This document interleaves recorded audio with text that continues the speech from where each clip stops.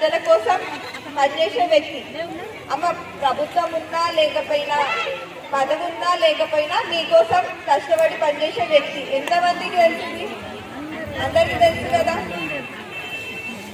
మరి నేనేం చెప్తుందంటే, అమ్మ 10 సంవత్సరాలు వాళ్ళ ప్రభుత్వం ఉండే వాళ్ళ ఓటేసిరు, కానీ ఏం పనులు కాలేదు, అంతే కదా.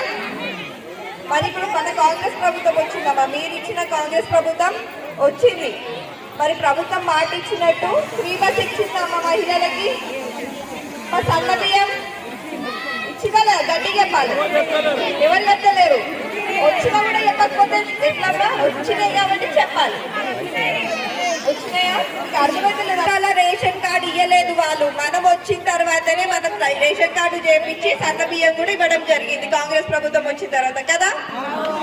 అమ్మ కాంగ్రెస్ ప్రభుత్వం ఇచ్చిన మాటలు చేస్తుంది కదా.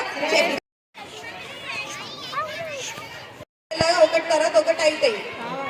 మరి ఇప్పుడు మున్సిపల్ ఎలక్షన్స్ చాలా ముఖ్యమైనవి మీకు.